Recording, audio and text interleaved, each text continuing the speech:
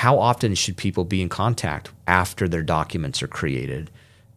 Is it just those big life events, or how do you feel like people should stay in touch with the estate planning attorney that's helped them create a plan for all of their assets and how that flows? Yeah, definitely, like you say, when there's big life events, or if they're wanting to change who their beneficiaries are or change how their distributions are going to be, then definitely having contact. The other time is as people age, then that line between when they're competent and incompetent kind of gets a little bit blurry.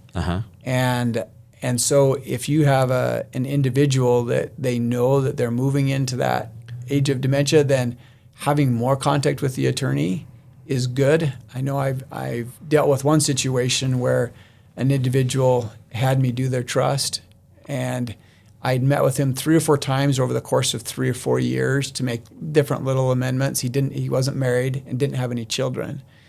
And one day I got a call and he says, I need to come make another change. I says, well, great, come on in.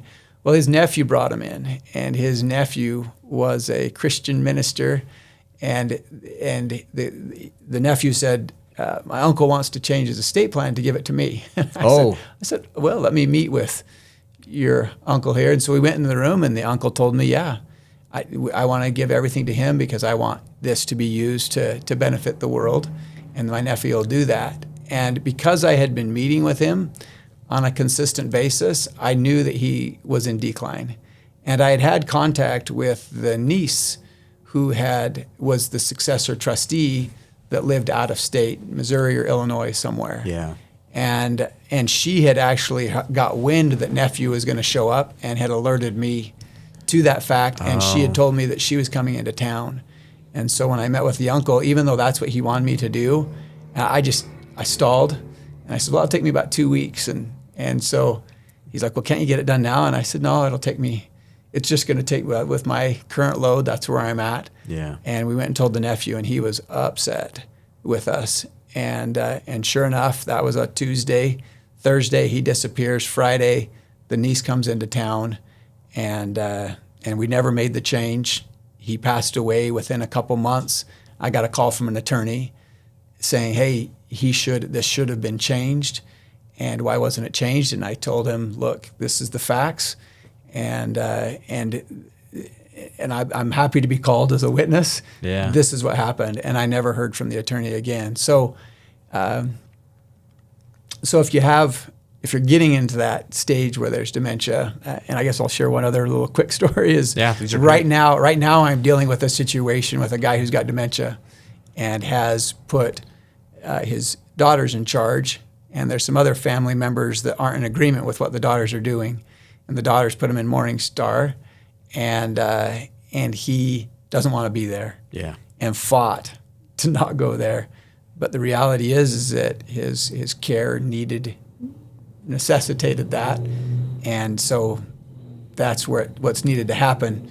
But now the family's at a fight between what he wants, and some family is sided with him and isn't supporting the agents that he picked while he was well.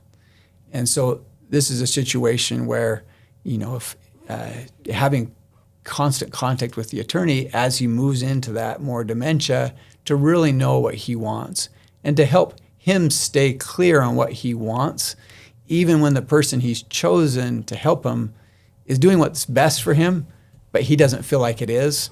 Yeah. And it exacerbates because of the dementia. And that story helps a lot, I think, too, for me, because we deal with that all the time. And,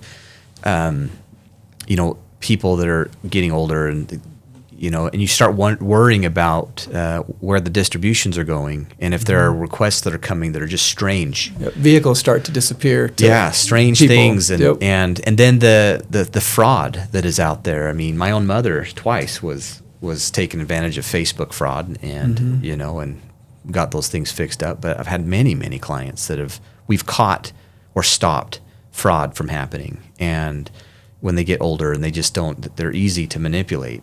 Unfortunately. And so having, I always try to have a trusted contact that we can call, whether it's a daughter or somebody, a non-spousal trusted contact, I think is important as well. So that we can go to talk to. But as you're talking about the estate planning and talking to the attorney, I think I could do a better job of making sure that these conversations are routed back through the estate planning attorney, where those documents were created and rest, and pulling that in. Yeah, and as you see that they're moving towards that dementia, to make sure that they're having contact with the attorney. Yeah. Because what ends up happening in this other case I just mentioned, where the family is disputing what needs, is that we tried to use just the powers of attorney that were in place when he was well.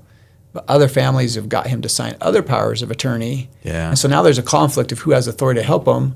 And so then what ends up happening is we end up filing a guardianship to just try and put a pause to everything. And I just feel like it could have been avoided if there had been a lot more open communication amongst the family and just all working together. Yeah. And once again, the estate planning attorney, if he's had that contact, can work with the financial planner, can work with the medical doctor to really say, okay, what did he want? Yeah. And who did he want to have help him? Yeah. And let's all rally around that, decisions he made when he was well, rather than fight.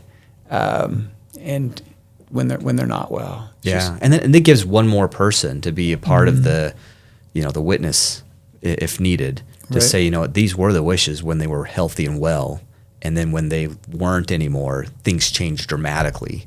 And what do you hold as the primary documentation? Is it the stuff when he was healthy, or the stuff that happened after he was in decline? Right. And what were the wishes? And so hopefully, everybody's doing a good job, where the estate planning attorney is having all those conversations and documenting it, but the financial advisor on the other side is also documenting all of those conversations and those needs, and informing people and their trusted contacts, and that we all can work together to make sure that the wishes of this person are fulfilled at the end the way that they really wanted them to be. So I think that's really super important.